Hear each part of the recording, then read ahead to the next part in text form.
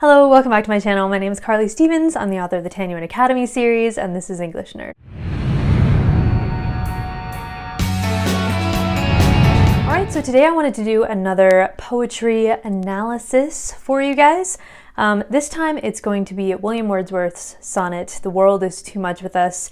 I've always liked this romantic sonnet, so I hope that you enjoy.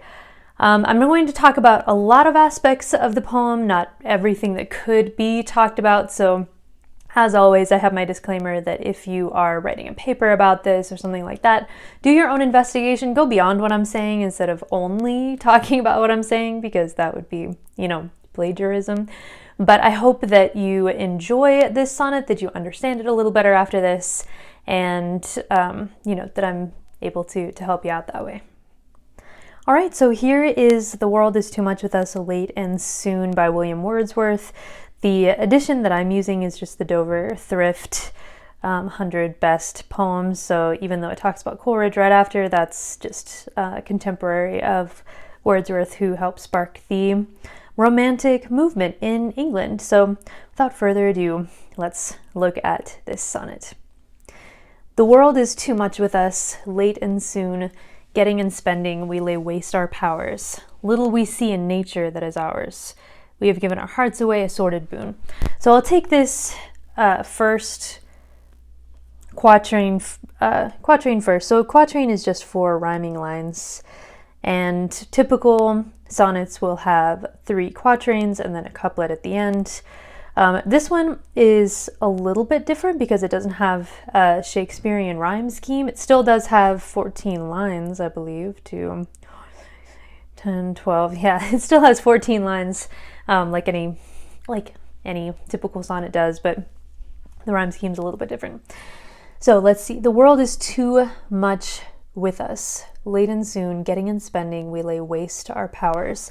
So there's a criticism building here, a problem. Like in most sonnets, there's a question or a problem that's posed. And here it takes a little while to figure it out. In the 3rd line, we get the clearest expression of it. Little we see in nature that is ours. We've given our hearts away, a sordid boon. A boon is just like a treasure or a tribute or something like that. So how have we given our hearts away? Why is it that we see so little of ourselves in nature? Well, if we go back to the first 2 lines, it says that late and soon, getting and spending, we lay waste our powers. So getting and spending, we have the industrial revolution essentially happening, and so people are too focused on money, on working, instead of on the more important things, nature. Nature being capitalized there just highlights how important it is that we find that we see ourselves in nature and go out into it. All right, so more that we could say about that, but let's go on so we can get the whole context. The sea that bears her bosom to the moon, the winds that will be howling at all hours, and are upgathered now like sleeping flowers. For this, for everything, we are out of tune. It moves us not. So I'm just going to finish the sentence there, even though it goes on to the next quatrain. I hadn't really noticed, but for this, for everything, we are out of tune. So this harkens back to the idea that we see so little in nature that is ours. We've given our hearts away. We're living this kind of half-life because we're out of tune with nature. But right after out of tune, it says, it moves us not. Everything doesn't move us like it should. And even the line is a little out of tune. It's a little off kilter because it goes on to that next quatrain, which is kind of cool. So yeah, the line itself is off kilter, just like the people that Wordsworth's talking about here. Leading up to that line, we get the sea, the winds, we get flowers, we get all these natural images about the things that people are missing. They don't have a complete life because they're not connecting to nature, they're not being moved.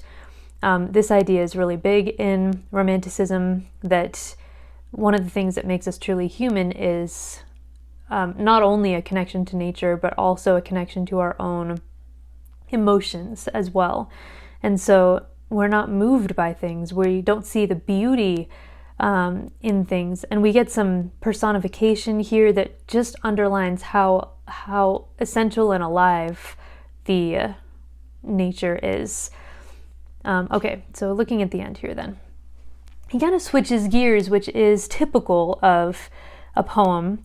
Right here we have the volta. The volta is the turn. Most sonnets right here between the first two quatrains and then the second one and the couplet have this switch in focus. A lot of times it goes from being universal to being specific, and it's pretty similar here. So I'd say the volta is right with that dash. Great God, I'd rather be a pagan suckled in a creed outworn. So might I, standing on this pleasant lea, have glimpses that would make me less forlorn. Have sight of Proteus rising from the sea, or hear old Triton blow his wreathed horn. Okay, so after the volta, we start to get not only these natural images, but these religious images, but all older. So we have pagan, creed, Proteus, Triton, these words that are associated with an older sort of religion, one that has gone out of fashion. Now it seems, great God, of course, would fall into that category.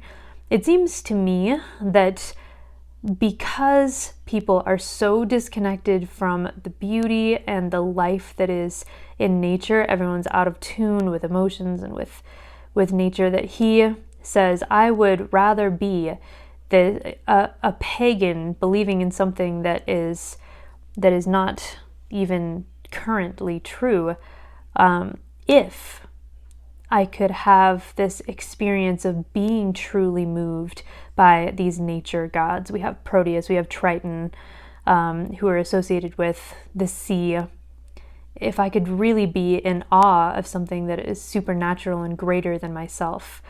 Instead, we just get and spend, and we've given our hearts away. We're like these husks of people, and Wordsworth is longing for a reintroduction of the supernatural, even if it comes from a sort of taboo place, which again is pretty typical of the Romantics. They wanted this supernatural. So you think about the Rime of the Ancient Mariner. If you've read that, there's supernatural elements imbued throughout the nature as it's discussed in that poem. And here, this is a little bit more of a civilized look at the same idea, but I think it is the same idea, that this kind of awe, this kind of adoration of nature, and is what society is missing at the moment. Right, I hope you loved that poem and got something out of it. If you have noticed something else about this poem or you have other questions, then please put those down below. Otherwise, like this video if you like it. Don't forget to subscribe for more English nerdy goodness, and I'll see you next Monday. Bye.